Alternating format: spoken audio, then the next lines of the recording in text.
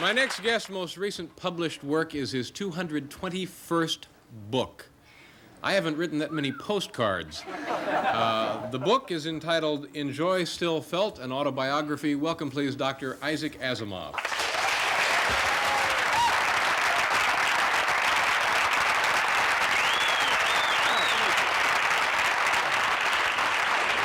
Okay, let's spend a minute here talking about the fact that you've written 221 books. So far. So far. Published. Is that a compulsive behavior, do you think? I enjoy it. You know, why not? Sure. But I say to myself, here I am, a handsome writer. Why shouldn't I write? Yeah. What kind of schedule do you put in to write that many books? I get up in the morning, sit down and write. When I finish writing, go back to bed. Is there one particular work that's a favorite for you out of all of those publications? Well, yes. The one you've got right there is the second volume of my autobiography. That and the first volume, if you put them together, is my favorite book because it's my favorite subject. Tell me about yourself. Tell me a little bit about yourself. What would we need to know about you? Well, once you've said 221 books, that's it. What else is there? Yeah. I mean, if you sit down and write that, you haven't got time for anything else. What are you working on now? Several things. Right now, I'm working on my monthly essay for the magazine of fantasy and science fiction. Mm-hmm. And when I get done with that, I will go back to one of the books I'm in the middle of. Is that your favorite topic area, science and science fiction? I suppose so, though I also like to write mysteries and like to write limericks, like to write history books, like to annotate, like the Bible, Shakespeare, various other things. What exactly does that mean when you annotate the Bible? Oh, well, you simply copy down all the verses in the Bible and you make little footnotes and say whatever you please about each one. And if you do it right, the annotations are longer than the thing you're annotating. I've got a book coming out called In the Beginning, in which I annotate the first 11 chapters of Genesis. You could get the first 11 chapters on Genesis in maybe 15 pages or so, but the book is about 200 pages long, counting my annotations. Why do you think there is now a real interest in science and like these space movies, Star Wars, The Empire Strikes Back, Close Encounters? Oh, well, because the technology of the movie industry has reached the point where they can put in spectacular special effects, and people enjoy watching those special effects. Yeah. Did you enjoy those two movies? I enjoyed Star Wars, The Empire Strikes Back. In fact, I enjoyed The Empire Strikes Back so much that when they finished it, I jumped up in my seat and yelled, "Start the third part." They have done that, haven't they? They've projected like 9. And I figure that at the rate they're going, they'll do the last few after I'm dead, which doesn't strike me as fair somehow. You know what I feel is unfair? At the height of the manned space projects, you know, that was great because everyone's attention was focused on that. And I wish we had something else like that to shoot for now. Do you think we backed away from the manned space program at the wrong time? No, yes, absolutely. The reason for that was that we had gone into space primarily to beat the Russians. So when we got to the moon, we had. And so, with true football fashion, having scored the touchdown, we went home. Yeah. But the Russians are keeping right on going, and sooner or later they'll do something spectacular, and we'll get back in the race. What do you think that would be? What spectacular thing could we look for? Well, I suppose if they build a really large space station, or they put up their version of the shuttle and make it work while we're still futzing around with ours, then all of a sudden Congress will pour a lot of money into it, and we'll get going again. Yeah.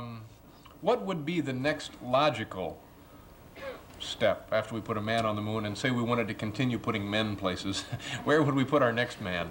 Well, we ought to stay here in the Earth-Moon system for a while and get it really developed. We ought to build space stations. We ought to build space settlements, get some power stations in orbit, build some factories, get a mining station on the moon, and once we've got a real space civilization going, then we can explore further from a good, strong space base. Is that speaking as a science fiction writer or a man who has studied the needs and what space can provide us? No, I think that's speaking as a real human being. Yeah. Have you ever written about things and then seen them come true? Occasionally, yes. I described a spacewalk in 1952, and when they did it, some years later, it turned out to be exactly the way I described it. It wasn't very difficult. I described pocket computers in 1950, got the appearance exactly right. I talked about space stations, getting energy down to Earth in 1940, and got that almost right. I put it in Mercury's orbit instead of the Moon's orbit to get it closer to the Sun. Maybe someday we'll do that. I predicted there'd be opposition to the space race, and there was. Yeah. So, but these are little things. I never tried to predict. I just tried to write stories that would sell so I could pay my way through college. That whole phenomenon with computers and digital stuff, it used to be I could pretty well figure out any clock radio. Not so anymore. It's all advanced to the point where you really have to sit down and read the lousy book to figure these things out now. And it seems like things are getting more and more complex for just getting by day to day. Well, it always happens that way. Things get more complex to do more, and then as the technology advances further, it gets simpler again until the next quantum jump, Yeah. and then it becomes complex again. Yeah. I remember when radios first came out, so you're too young for that. And when radios first came out, it was next to impossible to tune them. Now, you just turn them on. I remember when television first came out, you had to have a live-in television repairman. Yeah. Now, you just turn it on. If anything goes wrong with it, it means you buy a new set. Yeah. When the radios did come out, they were like the size of a Buick in some cases, and now you can get them just about that big. It's Unless you want to walk down the street playing at the top of the range, then it's back to the Buick. yeah, that's right. It's a whole different situation here in New York City. We're talking with Dr. Isaac Asimov, talking about, among other things, his prolific work as a writer. This represents 221 books published. What kind of hardware do you have in your home to keep this thing moving? Various typewriters. Yeah? That's about all. You just get up and wander from room to room, type a little, and then type a little, and type a little? No, there's just one typewriter, and the other three just sit there in case something happens to the one. I Yeah. can grab one of the other three. Is it possible to write more than one book at a time? Well, not simultaneously, but I've got 3 different books in various stages. That's what I mean. How do you keep everything straight? Well, as long as it's nonfiction, there's no trouble. You just, or at least for me, there's no trouble. If it were fiction, I'd have to work on one book. I don't think I could manage 2 fiction books. I'd get confused in the plots. Yeah. I want to get back to talking about your feelings about new developments in certain areas. For example, in the next 5 to 10 to 15 years in medicine. Why, it seems to me that the important discoveries will be how to fiddle around with genes so as to perhaps correct some of the diseases that are congenital. Maybe instead of treating diabetes with insulin, we can fix up a gene so that you make your own. Maybe perhaps we can get rid of some other conditions like that. How would that be administered? Do you get like an inoculation at birth, or the parents get it, or how would that happen? Well, I suppose that eventually we'll reach the stage where children, as born, will have a genetic analysis, and that you could then try to do something like that, graft the necessary genes into the pancreas, for instance, and hope that they'll do sufficient work to prevent the eventual development of the diabetes. That's a very risky area to be experimenting with, isn't it? Yes, and presumably they'll do their best with animals before they try anything on human beings. Yeah. You could alter or add to or detract from any characteristic of a human that way, couldn't you? Well, in theory, yes, but you have to work up the technology to a high pitch of excellence, and we're just at the beginning of that now. Yeah. And what signals the beginning? What have we done so far? Well, we've been working mostly with bacteria. That's how far we are. And we've managed to engineer bacteria, so to speak, so that particular bacteria can form chemicals that they themselves naturally wouldn't make, but we insert the genes for it, so that we can now have bacteria making human insulin. diabetics now take insulin obtained from slaughtered domestic animals, which is not exactly like human insulin. It does the work, but you could get allergic to it. And now we have human insulin, which we can get from bacteria.